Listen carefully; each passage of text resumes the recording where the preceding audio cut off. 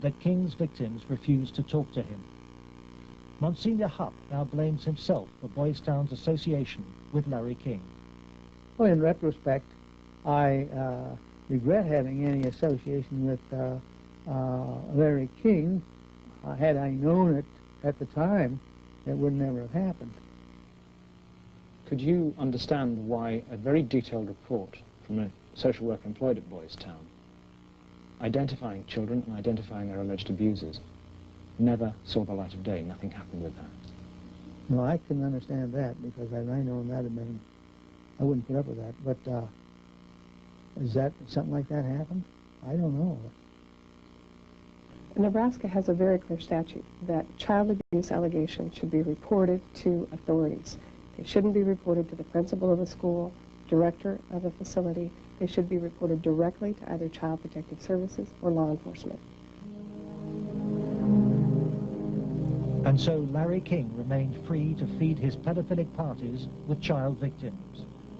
But in 1988, a routine review brought King's involvement with Boys Town youth to the attention of Nebraska's State Foster Care Review Board. When the information presented to the Foster Care Review Board, either via the telephone reports, the personal reports, or the reports we reviewed, Larry King's name was consistently present as someone that the youth were making allegations against. I would say we handed over at least a foot-high amount of material to authorities, and nothing happened. Omaha police now accept that Larry King may have been abusing children. Good morning, Roberta. But its most senior officer claims the evidence was not conclusive. It is certainly possible that Mr. King was involved in illegal acts with children. If there was sufficient evidence of those types of allegations, he would have been prosecuted by the county attorney's office. For me, it was very clear that the case was not investigated and not pursued because of the alleged perpetrators. Those perpetrators, named by the children, were some of the richest and most influential citizens in positions of power in the state. Men prominent in industry, politics, the media, even the police. We can only name the ringleaders. Besides Larry King, they were department store millionaire Alan Baer and the celebrity columnist of Omaha's only newspaper, the World Herald, Peter Citron. With the judicial system apparently paralyzed, Larry King spent Franklin's money on courting political influence. $10 million went on jewelry, flowers, and private planes. He cultivated contacts in the inner circles of Ronald Reagan's White House. At his palatial homes, 3 in Omaha and 1 in Washington, D.C., he held extravagant parties for the influential and powerful.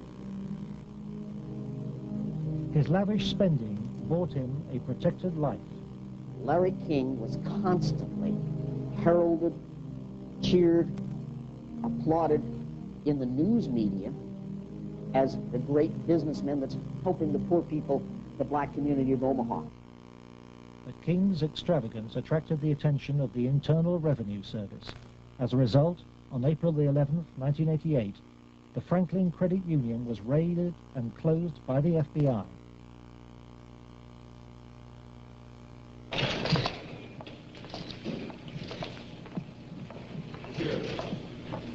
King was arrested, and the federal investigation showed he had stolen $40 million from Franklin.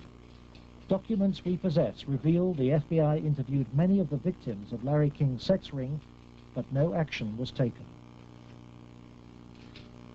In November 1988, Nebraska's state government set up a parallel investigation into Larry King.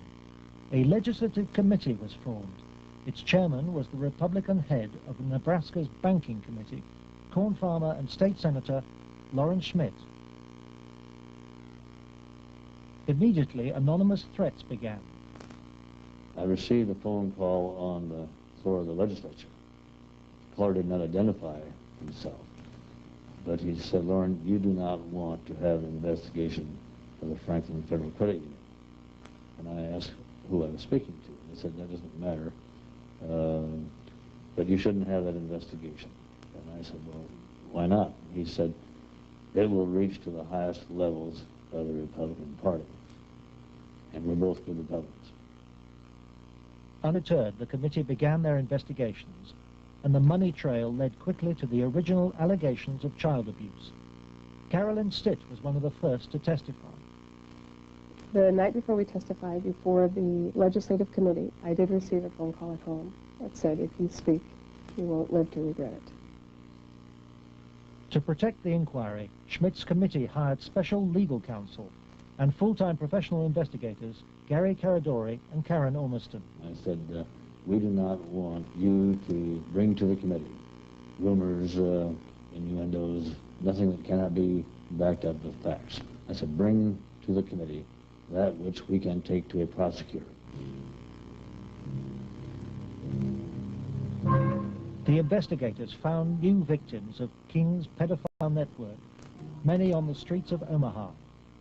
The picture they built up was of a large ring of rich and powerful pedophiles, many named the same men as those involved with the Boys Town cases 3 years earlier. They were telling us about prominent people in Omaha and elsewhere that were abusing children at parties. The prominent citizens' names that originally came up were a concern to me because I knew many of those individuals, and I very frankly was shocked to have those names show up on the list.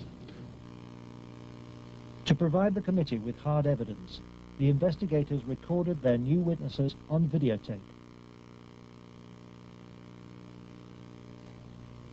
Paul Benassi had been the victim of abuse since he was 8. He was present at many of Larry King's sex parties. Caradori traced him to the county jail. He had been convicted of fondling his young cousin. Who were some of these people that would come to these parties? Larry King, Peter Citron, he didn't like that people. Media personality Peter Citron procured some of his victims from Boys Town. The kids he liked were mainly around the age of probably about 8 and 13. It was mainly fondling and oral sex with them. He did have some anal sex, but he usually did that with the older kids. The parties involved ever more sadistic abuse. Whenever you were tied up, was there anybody else present other than you, Peter Citron? Yes. Who was that? It was Alan Bear sometimes. Millionaire Alan Bear hosted parties for a large number of sadistic pedophiles. Paul Benassi suffered at their hands. You okay? Yeah. They tied me up and I had some other kids perform sex on me and they came to me and they burned me some cigarettes. Okay. Just take a deep breath now.